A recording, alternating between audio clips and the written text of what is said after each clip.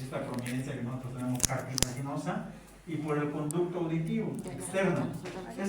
Todo eso se considera oído externo, ¿sí? Pues repetimos, el oído externo está conformado por el pabellón auricular. Cuando hablamos del pabellón auricular nos referimos a toda la oreja es pabellón auricular, ¿ok? Todo el pabellón auricular y este conducto, que es el conducto auditivo externo. Todas esas dos estructuras me forman el oído externo. Bien, si alguna vez han dicho, ese oído no tiene partes, tiene partes, ¿ok? Van a ver ustedes un borde superior que se denomina el hélix. Este es el famoso hélix. Este borde interno, repliegue interno, es el antehélix. Este es el hélix y este es el antehélix. Bien, si ustedes se fijan, hay esta prominencia que se denomina el trago, y esta que está en su contraparte, que es el antitrago. Fíjense que entre el trago y el antitrago hay una escotadura, que es la escotadura intertrágica, porque está entre los dos tragos, ¿no? El trago y el intertrágico. Fíjense que entre el hélix y el antehélix hay una fosa, ¿sí? Es como un espacio, una fosa. Básicamente la fosa escafoidea. Fíjense que aquí hay una fosa triangular, tiene un espacio triangular. Y todo este espacio interno por dentro del antehélix se denomina la concha, ¿sí? Concha. Básicamente, ¿para qué creen que sirve todo? O sea, ¿para qué creen que hay esta estructurita de acá, que es donde se hacen el piercing y los aretes y demás, se llama el lobulillo de la oreja? Entonces repitamos, el hélix, el antehélix, fosa escafoidea, entre medio del hélix y el antehélix, la fosa triangular, la concha, el trago, el antitrago, la escotadura intertrágica y el lobulillo de la oreja. ¿Para qué creen ustedes que sirven esos? Bueno, ¿por qué creen que la oreja tiene la forma que tiene? ¿Cómo? Captar. Claro, obviamente la oreja capta sonido, pero ¿saben qué? Todas las vibraciones sonoras, obviamente, nosotros, aunque ustedes no lo crean, por ejemplo, si ahorita Farid se va allá y empieza a gritar, nosotros vamos a decir, de allá viene el sonido. ¿Sí? Las ondas sonoras se amplían o se amplifican o son mejor recibidas. Esto es como un megáfono, es como si fuera nuestra oreja así, y con más facilidad capta las vibraciones sonoras. Entonces, son todos los repliegues que tiene para captar, obviamente, como dijo Giorgandi, captar el sonido, ¿sí? Pero con mayor efectividad, es como un embudo, está así, captando sonido. Obviamente nuestra oreja, entre cuestión de animales, sería como que la más por debajo. Los animales, la menos desarrollada. Las orejas de los otros animales incluso se mueven para atrás, para adelante. ¿Para qué? Para detectar con mejor ubicación el sonido, dónde proviene el sonido y captar mayores ondas sonoras. No, pero en general, a pesar de nuestras limitaciones, podemos determinar eso, podemos saber de dónde viene el sonido y más o menos a qué intensidad es. Bien, entonces esta es la estructura externa que se llama el pabellón auricular, ¿sí? Obviamente el pabellón auricular tiene una implantación normalmente que va desde el borde ciliar hasta el borde inferior de la nariz, ¿sí? Normalmente, dependiendo de la persona, pero normalmente si ustedes ven la línea supraciliar coincide con el borde superior del pabellón auricular y la región inferior de la nariz corresponde con el lobulillo de la oreja, en teoría, ¿no? Mismo tamaño. El conducto auditivo externo, bueno, es un conducto que fíjense que está excavado y excava lo que es el hueso temporal, ¿sí? Si ustedes se acuerdan, este de acá es el conducto auditivo externo, perdón. Aquí está la oreja, de ahí recibe los sonidos y los sonidos empiezan a atravesar el conducto auditivo interno. A ver, agarren por favor se los traigo para que los vean. Dice que hay obviamente no hay oreja, ¿no? Porque solo es hueso. Pero aquí es el conducto auditivo externo, ¿sí? El conducto auditivo externo tiene dos porciones, porque fíjense que no solo es hueso, hay una porción que es fibrocartilaginosa, es tejido fibroso, y recién está la porción que es ósea.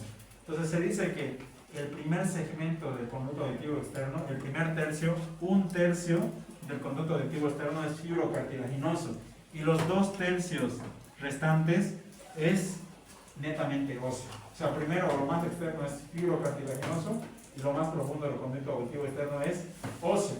Ahora, el conducto auditivo externo no es un conducto recto, ¿sí? No es recto, ni piensen que es un conducto curvado. Se dice que va de anterior a posterior, es anteroposterior, ¿sí? O sea, primero está anterior y después hace un repliegue, un acodamiento y se va a posterior. No es un conducto recto. Aproximadamente mide 25 milímetros, aproximadamente el conducto auditivo externo. Y obviamente todas las ondas sonoras llegan hasta o se transmiten por el conducto auditivo externo. ¿Cuáles son las relaciones? ¿Cuáles son las relaciones del conducto auditivo externo? Y esto es interesante o es importante.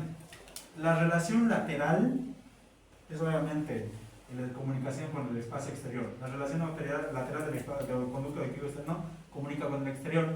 La relación medial comunica o relaciona con la membrana timpánica. Esta marca timpánica, ¿sí?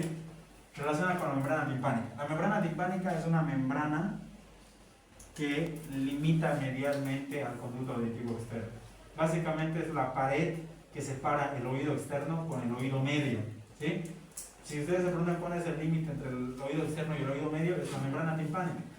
Antes de la membrana timpánica era oído externo. Pasamos la membrana timpánica y estamos ya entrando directamente al oído medio, ¿sí? Como veíamos en esta imagen de acá. Creo que aquí se ve más o menos. Entonces, fíjense, el conducto auditivo externo tiene en su relación lateral lo que es el oído auricular, y en su relación medial es esta membrana. Pasamos la membrana y todo esto es cavidad timpánica, el oído medio, ¿sí? Y entramos más adentro y todo esto es el oído interno. ¿Se entiende esa parte? Bien. Relación superior obviamente tiene relación con lo que es la fosa craneal media.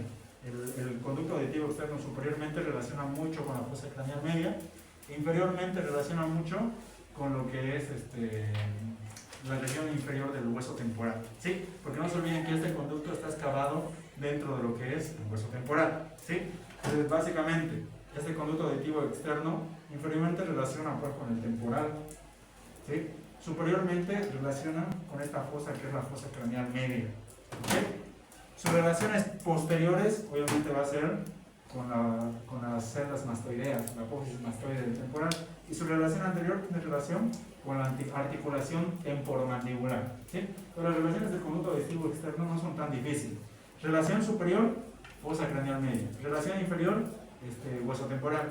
La parte inferior del hueso temporal. Relación posterior, apófisis mastoide. Relación anterior, articulación temporomandibular. Relación lateral, pabellón auricular. Y relación medial, membrana timpánica, ¿sí? Bien. Entonces, esto, por así decirlo, sería la parte más sencilla de lo que es el oído externo. Está conformado solo por pabellón auricular y conducto auditivo externo. Bien, el límite final del conducto auditivo externo es cuando chocamos con la membrana timpánica. Ya estuvo. Posteriormente ingresamos al oído medio.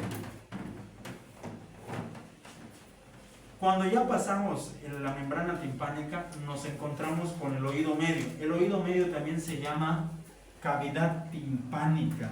Esta cavidad timpánica ustedes la tienen que entender como un cuadrado, tiene un cubo, tiene 6 caras, tiene una cara superior, inferior, anterior, posterior, ¿sí? Tiene sus límites, entonces ustedes tienen que tener como un cuadrilátero. Fíjense, imagínense que por acá está el conducto auditivo externo, está ingresando membrana timpánica, pasamos membrana timpánica y esto de acá sería la pared medial de la cavidad timpánica. Esta sería la cara posterior, lo que está atrás. Esta sería la cara anterior, cara superior, cara inferior. Y la cara lateral estaría acá. ¿Se entiende, no, esta imagen? ¿Cuál es la vista que estamos observando? Es como si viéramos de lateral hacia medial, ¿no? Estamos situándonos desde el conducto lateral. Obviamente, la cavidad timpánica en su cara lateral relaciona netamente con la membrana timpánica, ¿sí? Entonces, para que no se chipen, el conducto auditivo externo, su relación medial es membrana timpánica, y de la cavidad timpánica su relación lateral es membrana timpánica.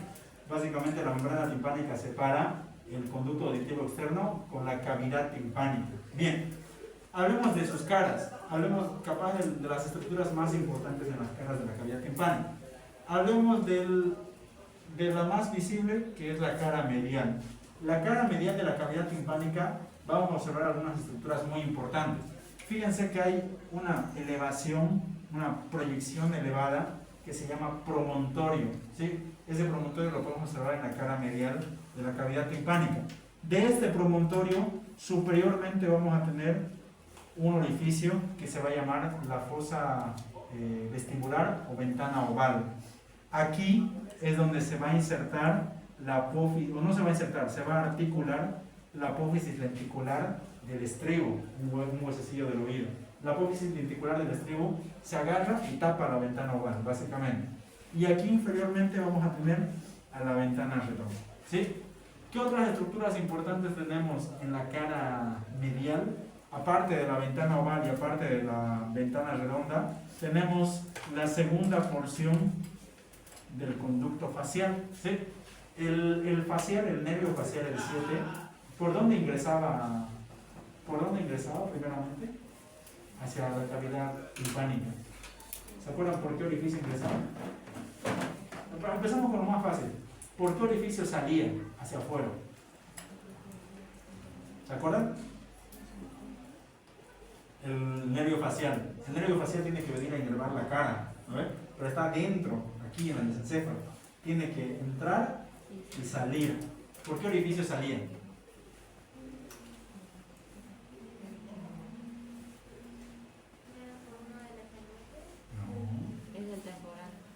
Ya, pero ¿cómo se llama el orificio? Es un orificio que está entre la apófisis mastoides del temporal y la apófisis estiloides del temporal. ¿Cómo se llama el orificio? Fíjense. Apófisis estiloides, apófisis mastoidea, agujero estilomastoide. ¿No ve? Por ahí abandona el facial desde la cavidad craneal hacia externo, y de aquí se ramifica en 3 troncos, uno para superior, medial y otro cervical inferior. ¿Se entiende, no? Aquí pueden ver, bueno, presento el lapicero. Este es el agujero estilomastoideo, está entre el estiloides y la apófisis mastoides. A ver. Un agujero, por ahí abandona el facial. Pero obviamente para abandonar el facial, porque el facial está acá, está en la cavidad craneal, alrededor de lo que es el mesencéfalo, de ahí nace básicamente. Entonces de ahí nace, ¿y por dónde entraba primero? Entraba por el conducto auditivo interno, ¿sí? ¿Se acuerdan del conducto auditivo interno? Por ahí ingresa al facial, de ahí hace un recorrido intrapetroso y sale por el agujero estilomastoideo. Entonces el facial dentro de la cavidad, dentro del temporal, tiene un conducto, que es el conducto del facial. Ese conducto del facial tiene 3 porciones. Primera porción del conducto facial, segunda porción del conducto facial y tercera porción del conducto facial. La primera porción está más en relación del conducto auditivo externo, ¿sí? La segunda porción es esta que se ve en la pared medial de lo que es la cavidad timpánica.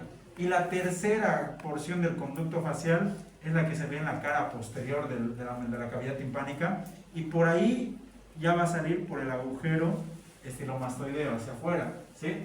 Entonces, repitiendo, las estructuras más importantes de la cara medial de la cavidad timpánica tenemos al promontorio, al vestíbulo o a la ventana oval, que ahí se articula la apófisis lenticular del estribo, la ventana redonda y la segunda porción del conducto facial, ¿sí? Y obviamente dentro de ese conducto facial está el facial, obviamente, ¿no? Bien.